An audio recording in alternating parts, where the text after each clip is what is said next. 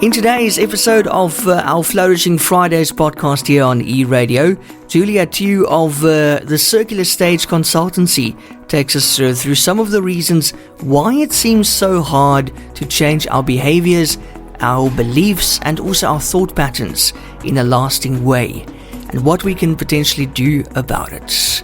Over to you, Julia. Welcome back. Thank you. Thanks, Ian. Good to be back. And you're right. For such a supposedly highly evolved species, it can be astoundingly hard to deal with change and to change our habits and our attitudes.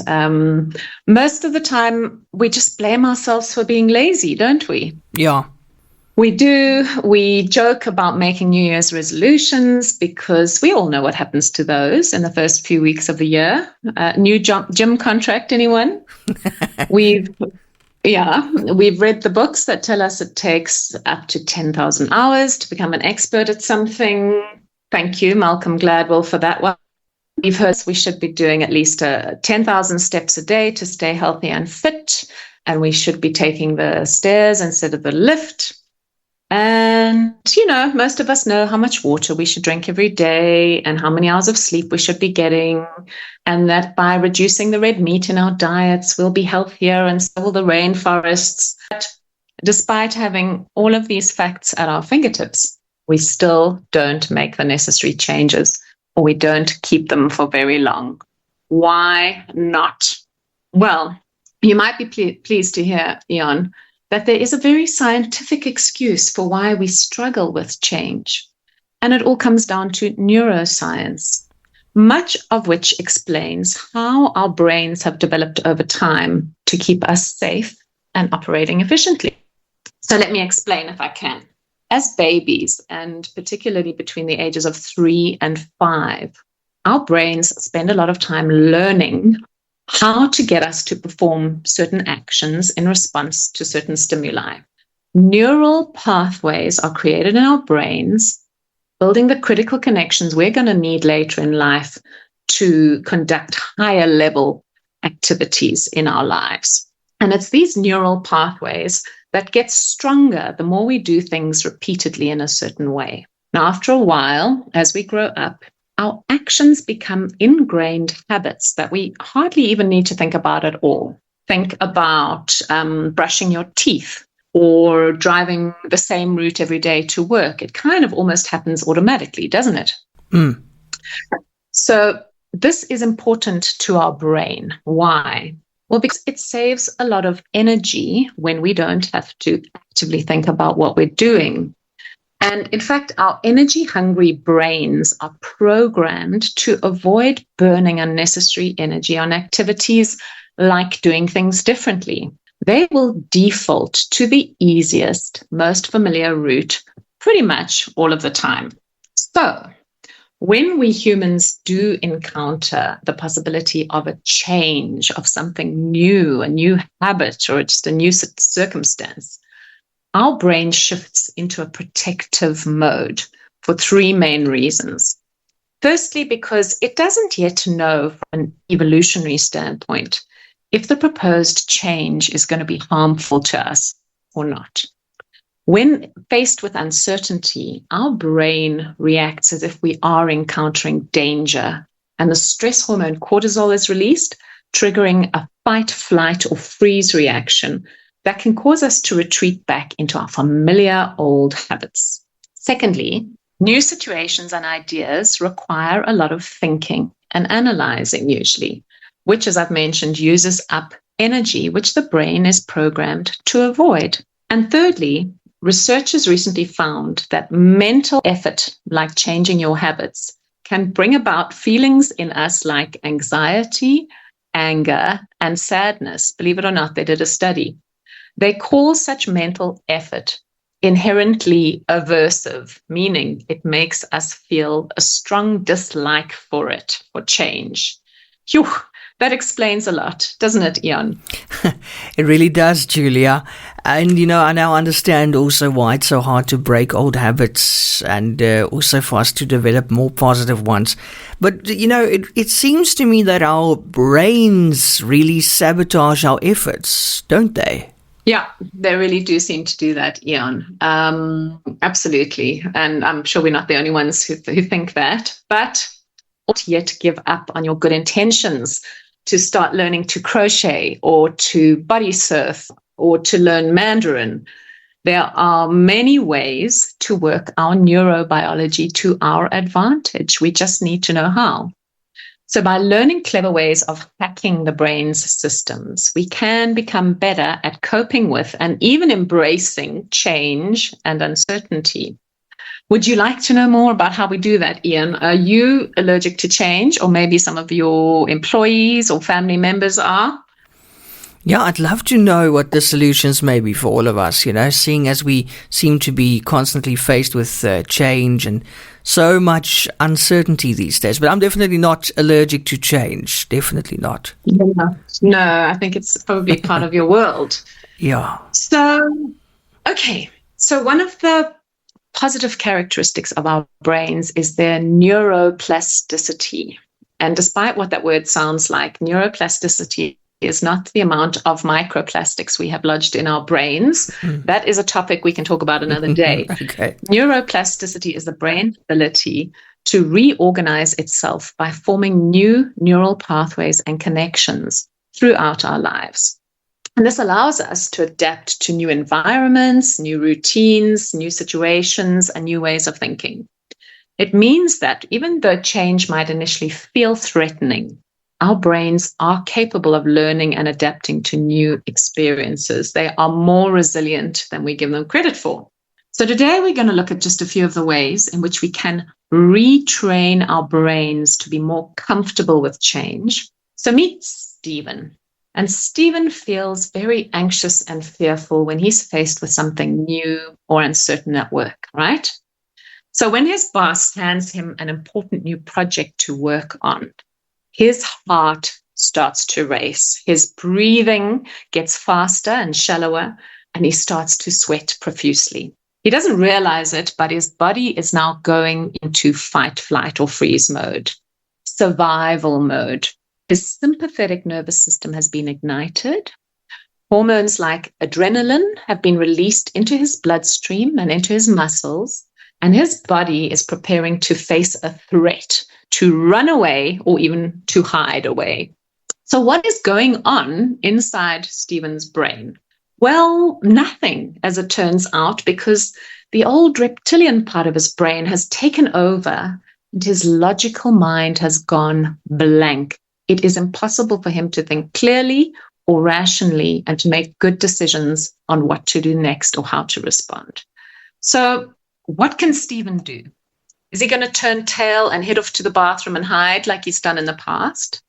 How does he stop himself from becoming a complete gibbering wreck in front of his boss and his colleagues every time something like this happens? Well, the good news is that Stephen can retrain this brain of his by applying several different methods of stopping these old habits in their tracks, which is then going to program his brain to react differently. So one way is to reframe the situation. Sounds simple, but it's not.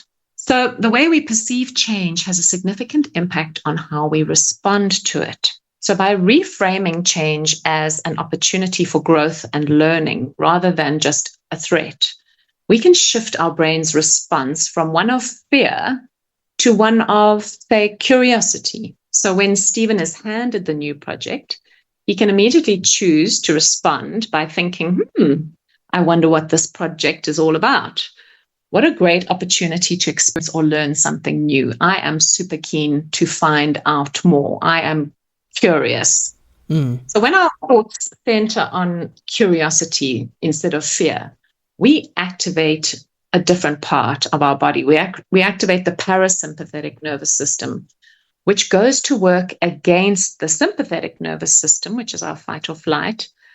And this then stimulates something called the vagus nerve. You don't need to know much about it, but this will cause a slowdown in the heart rate and in the breathing rate. It will help stop the sweating. It will restore the blood supply to your digestive system, and it starts to relieve the tension and the feeling of alarm. So now Stephen can access the parts of his brain that enable calm, clear-headed, and compassionate thoughts. He no longer feels the urge to run off and hide in the bathroom. He can confidently smile at his boss and thank her for the opportunity to work on the project. So that's reframing, right? Another thing Stephen can do is to prepare himself for potentially stressful situations like this by increasing his level of mindfulness, which means his awareness of his thoughts and his emotions and his stress levels.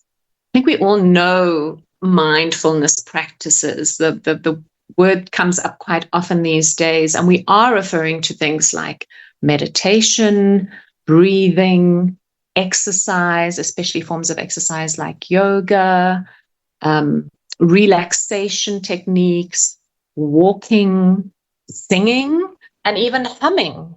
All of these things can help us become calmer and more mindful of how we respond to certain triggers. And by becoming more aware of our thoughts and our reactions, we are in fact training our brains to be more flexible and open to new experiences. So a quote that comes to mind, Ian, that I'd like to share with you, which I think is very relevant. You've probably heard it before, but I'm going to tell it again. Viktor Frankl said that between stimulus and response, there is a space. In that space is our power to choose our response. In our response lies our growth and our freedom. Isn't that cool? Yeah, love it. I think we can all work on getting better at choosing our responses. So back to our little friend, Stephen. Stephen can also do another thing, which is to focus on small wins.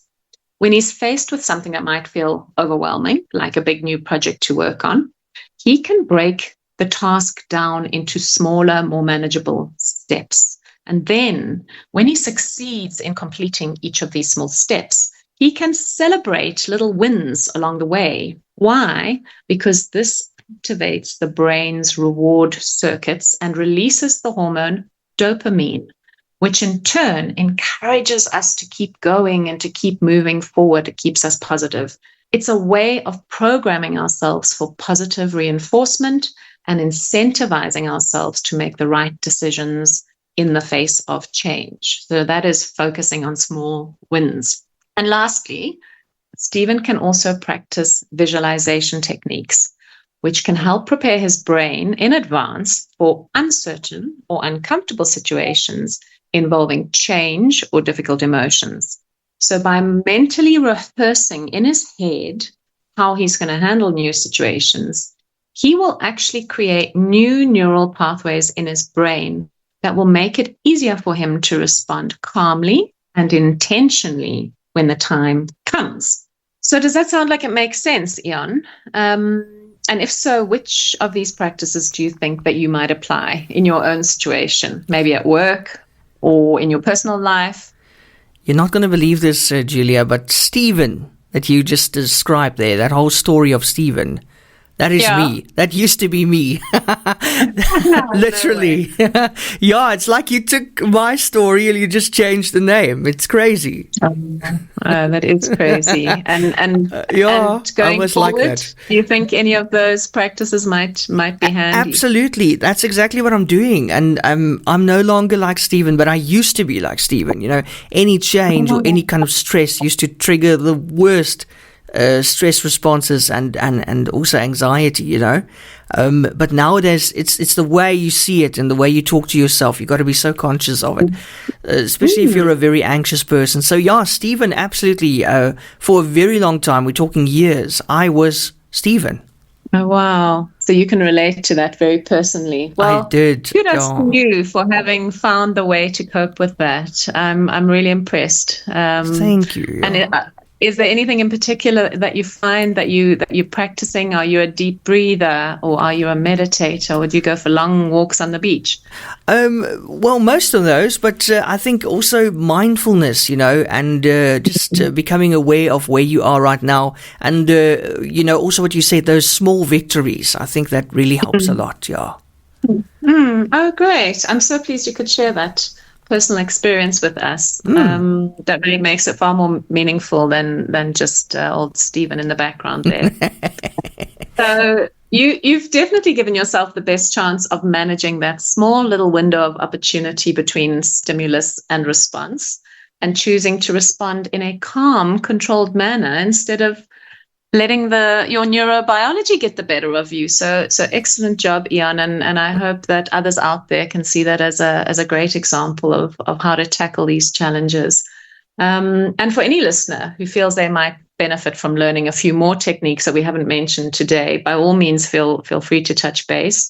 It sounds like Ian has some pretty good advice to give. I'm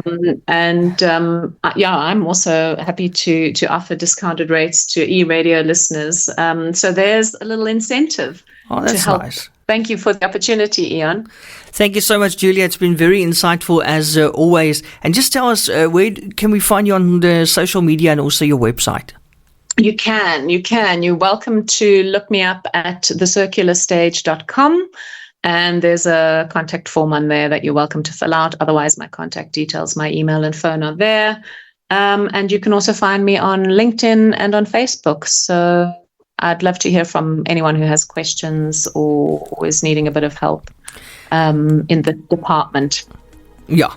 And that's another Flourishing Friday with Julia too.